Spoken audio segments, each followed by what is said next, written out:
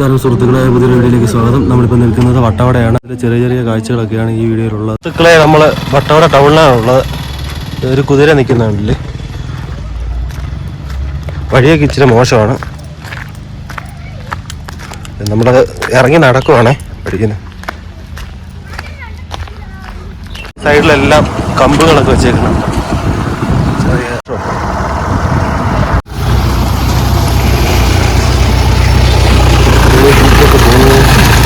ഒരു ഇടവഴിയിലൂടെ കയറി പൊയ്ക്കൊണ്ടിരിക്കുവാണേ. എല്ലാം നല്ല അടിപൊളി മരങ്ങളൊക്കെ നിൽപ്പുണ്ട്. ആ റോഡിൽ കൂടെയാണ് ഇറങ്ങി വന്നത്. നമ്മളൊരു സ്ട്രോബെറി തോട്ടത്തിലോട്ട് കയറാൻ പോവാണ്.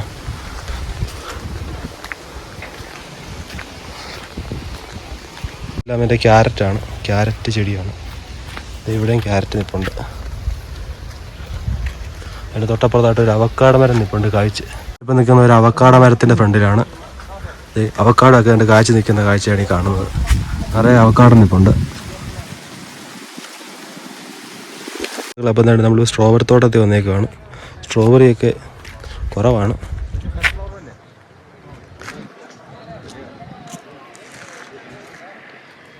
പറിച്ചെന്ന് തോന്നുന്നു. ഇപ്പം നമ്മൾ നിൽക്കുന്ന ഒരു ബ്ലാക്ക്ബെറി തോട്ടത്തിലാണ്. കണ്ടില്ലേ, ബ്ലാക്ക്ബെറി എല്ലാം നല്ല സുഹൃത്തുക്കളെ. അപ്പോൾ ഇത് ഉള്ളിക്കൃഷിയാണ് ഈ കാണുന്നത്. അതുകൊണ്ട് കണ്ടില്ല, അതിന് തൊട്ടപ്പുറത്ത് പയർ കൃഷിയുണ്ട്. അതിനോട് ചേർന്ന് തന്നെ ബ്ലാക്ക്ബെറി തോട്ടം, സ്ട്രോബെറി തോട്ടം, ഇതെല്ലാം ഒരു സ്ഥലത്ത് തന്നെയാണ്. പക്ഷേ ബീൻസ് പയറാണിത്, ബീൻസ് പയർ. സുഹൃത്തുക്കളെ, നമ്മൾ കൃഷിത്തോട്ടത്തിൻ്റെ നടുക്കാണ് നിൽക്കുന്നത്. അപ്പോൾ നമ്മുടെ ചുറ്റിനും ഫുള്ളും മലകളാണ് കാണാൻ കഴിയുന്നത്. അടിപൊളി രസമാണ് ഇവിടെ വന്നു കഴിഞ്ഞാൽ. ചെറിയ തണുപ്പുമുണ്ട്, ചെറിയ തണുപ്പ് കാറ്റാണ്. മഴയ്ക്കുള്ള സാധ്യതയുണ്ട്. കാർമേഘമൊക്കെ വന്നിട്ടുണ്ട്. ഇതിനെങ്ങനെ എന്നാ വില? സ്ട്രോബെറി ജാം അതിനെന്നാ വില? 100 രൂപ. വൈനല്ലേ? Strawberry wine. അതിനെങ്ങനെ വില? 300 രൂപ.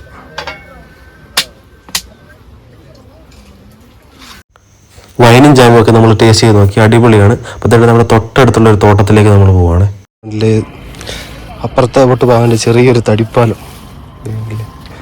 അതിന് അപ്പുറത്തെ ഗേറ്റ് തുറന്ന് ഇപ്പുറത്തോട്ട് പോകുമ്പോൾ നമുക്ക് ഇവിടെയും ബീൻസും ക്യാരറ്റും ഒക്കെയാണ് ഇവിടെയും കാണാൻ കഴിയുന്നത്. എന്നിട്ട് ഇവിടെ കുറച്ച് ചെറിയ ക്യാരറ്റാണ്,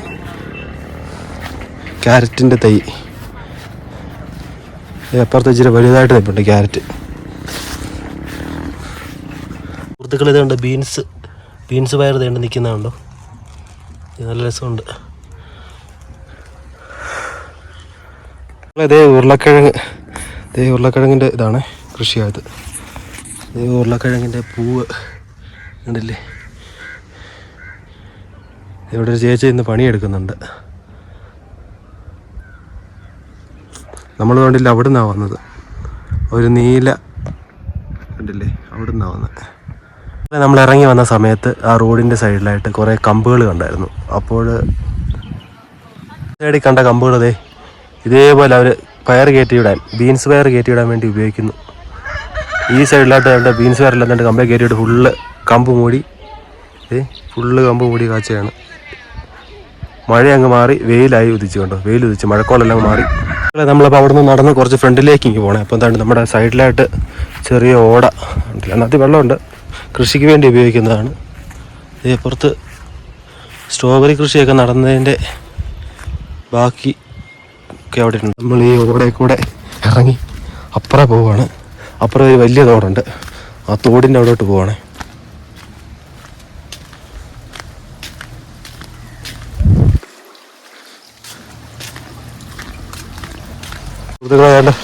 മണൽ, തോട്ടിലെ മണലൊക്കെയാണ്. നമ്മൾ ഓട വന്ന വെള്ളം തോണ്ട് ഇവിടെയായിട്ട് വന്ന് വീഴുന്നു. ഉണ്ട് തോട്ടിലെ വെള്ളം ഇച്ചിരി കലക്കവെള്ളമാണ്. അപ്പുറത്തുണ്ട് കാളമൊക്കെ ഒഴുക്കിയിട്ടേക്കുവാണ്. അടുത്ത കൃഷിക്ക് വേണ്ടിയുള്ളതാണ്. 2 കുതിര. സുഹൃത്തുക്കളെ, അപ്പോൾ ഈ വീഡിയോ ഇഷ്ടപ്പെട്ടാൽ നിങ്ങൾ ലൈക്ക് ചെയ്യാനും ഷെയർ ചെയ്യാനും മറക്കരുത്. അപ്പോൾ അടുത്ത നല്ലൊരു വീഡിയോയിൽ കാണാം.